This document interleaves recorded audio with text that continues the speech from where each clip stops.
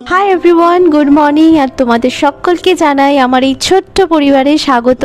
কেমন আছো তোমরা সবাই? আশা করি প্রত্যেকে বেশ ভালো আছো, আমিও ভালো আছি। আমার চ্যানেলে এটা আমার প্রথম বড় ভ্লগ। জানি না কতটা তোমাদের পছন্দ হবে বা কারাই বা দেখবে। যারাই আসবে আমার পরিবারে নতুন আর যে প্রথম আসবে তাদেরকে আমি মন থেকে জানাই অসংখ্য ধন্যবাদ। তো আজকের আমি কি দিয়ে শুরু করব আমি ঠিক বুঝে উঠতে পারছিলাম না, তাই সকালবেলা তোমাদের আমি কোনো ওয়েলকামিং ইন্ট্রো ভিডিও দেইনি। তো ডিরেক্ট আমি রান্নাঘর থেকে শুরু করেছি। তো মাঝে মধ্যে আমার রান্নাঘরটা একটু চেঞ্জেস মনে হবে, এক এক সময় এক এক রকম। তো চলো তোমরা দেখতে থাকো, আশা করি তোমাদের ভালো লাগবে।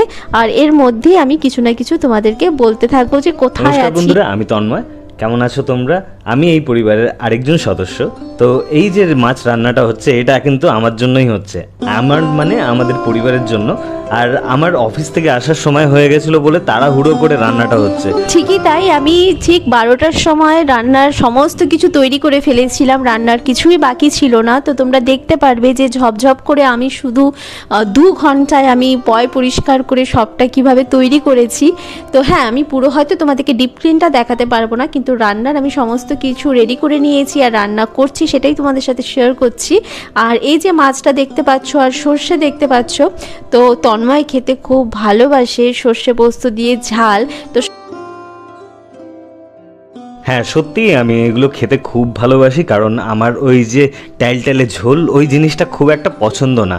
ওটা রুগীর পথ্য টাইপের আমার মনে হয়, তাই জন্য এরম টাইপের রান্না আমার বেশ পছন্দ। আর তোমাদেরকে হাতে করে যে দেখাচ্ছি, এই যে মাছের যে গাতার পিসটা, এই পিসটা এতটাই বড় আর বেশ রিং পিস। ওর আর খুব পছন্দ এই রিং পিস, এত বড় করে মাছের পিস সুন্দর একটা প্লেটে সাজিয়ে দেওয়া। ওর অ্যাকচুয়ালি খাওয়ার থেকে ওকে সুন্দর করে গুছিয়ে দিতে যে একটা দর্শন যে ব্যাপারটা থাকে, ও বলে না আগে দর্শনদারি পরে গুণবিচারি, ওর হচ্ছে সেটাই। ওর এগুলো খুব পছন্দ। আর এই বড় পিসটা কিন্তু ওর পেটেই গেছে। আর আমাদের ফ্যামিলি মেম্বার হচ্ছে 4 জন, সেটা তোমরা মাছের পিস দেখেই বুঝতে পারছো। তো যাই হোক, এই এক এক করে সমস্ত রান্নার প্রিপারেশন করে নিয়েছি। আর আরেক দিকে যেহেতু তোমাদেরকে দেখালাম ডাল সেদ্ধ হচ্ছে, তো আরেক দিকে আমি রসুন থেতো করে নিয়েছি। আজকে খুব ইচ্ছে হচ্ছে মুসুর ডাল করব রসুন সোমবার দিয়ে। তো রসুনটাকে কড়াইয়ের মধ্যে দিয়ে দিলাম। আর এই যে দেখছো কড়াইটা কেমন পুড়ে পুড়ে গেছে, এটা আমার তার শাশুড়ির কড়াই, বহু বছর হয়ে গেছে। কড়াইটা রীতিমতো খুব পাতলা হয়ে গেছে, একটু আগুনে তাতলেই মনে হয় যেন পুড়ে যাচ্ছে। তো এখানেই শুরু করলাম ডালে সোমবার দেওয়া এই কড়াইয়ের মধ্যেই। তো আরেক দিকে আমার ডাল সোমবার হচ্ছে, আরেক দিকে আমার ভাত কমপ্লিট হয়ে যাচ্ছে। সাইড বাই সাইড আমি করে যাচ্ছি। আর কিছুক্ষণ পরেই দেখতে পারবে গ্যাসের উপরে আমি ভাতটাকে একটা ননস্টিকের তাওয়ার উপরে রেখেছি। তার একটা মেন কারণ হচ্ছে আমার শ্বশুর বাড়িতে হাঁড়ি নেই, ডেকচিতেই ভাত রান্না করা হয়, যেটা ভীষণ রিস্কি। তো পরবর্তীকালে ভাবছি আমি একটা হাঁড়ির ব্যবস্থা করব। এটা আমার নতুন শ্বশুরবাড়ির সংসার, মানে আমার জন্য নতুন সংসার। আমার শাশুড়ি এত বছর ডেকচিতেই করে এসছে। তো ভাতটা যেহেতু নিচের দিকে একটু মারমার হয়ে থাকে, তাই আমি শেষের দিকে আমি তাওয়ার উপরে বসিয়ে দিই। তো যাই হোক, আমার ডালের সোমবারও হয়ে গেল, আরেকদিকে আমার ভাতও হয়ে গেল। সাইড বাই সাইড আমি ওদিকে মশলাও করে নিচ্ছি। সর্ষে পোস্ত যেটা আমি বাড়ছি, সেটা মাছের ঝাল করব বলে করে নিচ্ছি। তো এই করে টুকটুক করে আমি চেষ্টা করছি যাতে 12টার মধ্যে আমার সব রান্না কমপ্লিট হয়ে যায়, আর আমি যাতে তন্ময়কে সবটা খাওয়াতে পারি সুষ্ঠুভাবে। তো দেখো মশলা অলমোস্ট হাফ ডান। তো যাই হোক, মিক্সিটাও একবার দেখিয়ে দিলাম যে আমার কোনো সময় মনে হয়, আমার দেখানোর উদ্দেশ্য এটাই যে কোনো সময় মনে হয় আমি যদি দশভুজা হতাম তাহলে কতই না ভালো হতো। যতই সকালে উঠি না কেন, কিছু না কিছু কারণে লেট হয়েই যায়। আর যখন ঠিক 12টা বাজে তার আগে আগে আমার মনে হয় যে পারবো তো, বাট এখনও অবধি এরকম কোনো দিনও হয়নি যে ও এসেছে আর ওর খাওয়ার জোগাড় হয়নি বা আমি করে দিতে পারিনি। এরকম এখনও অবধি মা অন্নপূর্ণার আশীর্বাদে হয়নি। তবুও একটা প্যালপিটেশন তো মনের মধ্যে থাকেই।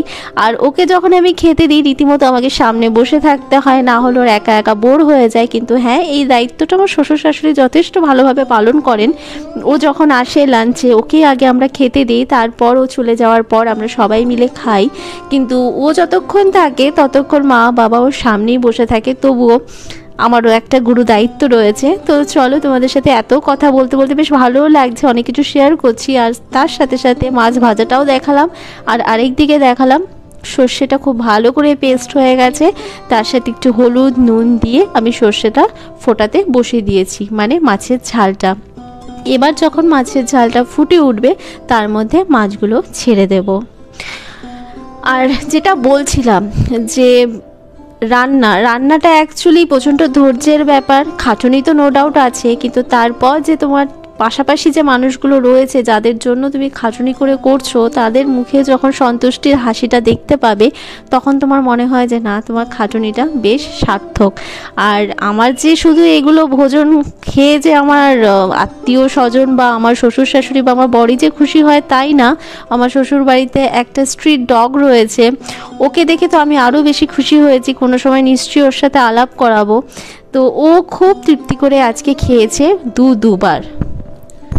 হ্যাঁ, এই গল্পটাও আমাকে এসে বলেছে যে ওই ডগিটা একদম খেতে চায় না, কিন্তু আজকে ও মানে দুবার এসে খেয়েছে। এটা আমিও জানতাম না, এটা আমার মা বাবা আমাদেরকে জানিয়েছে। ওই ডগিটা একদম খায় না, অল্প একদম খায়, বাট আজকে ওর হাতের রান্না এত ভালোবেসেছে যে ও প্রচুর পরিমাণে ভাত খেয়েছে। আর এত যে মাছ রান্না হচ্ছে আর মুড়িঘণ্ট বা যে কোনো ধরনের রান্না মাছ রিলেটেড, আমি আগে মাছ একদম পছন্দ করতাম না, বাট ম্যাডামের হাতের রান্না খেয়ে খেয়ে আমার এত ভালো লেগেছে যে এখন আমার মাছ খেকো হয়ে গেছে আমি রীতিমতো।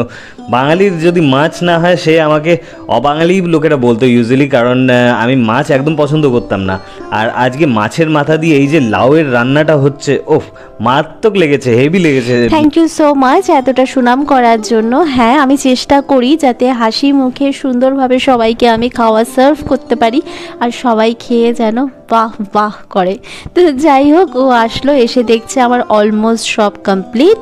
তো ওকে আমি বললাম এবার তোমার ভাতটা আমি বেড়ে ফেলেছি, আজকে কি কি রান্না হয়েছে তুমি আমার বন্ধুদের সাথে একটু শেয়ার করে দাও। তো ও আসলো, ও এসে সুন্দর করে ক্যামেরা করলো।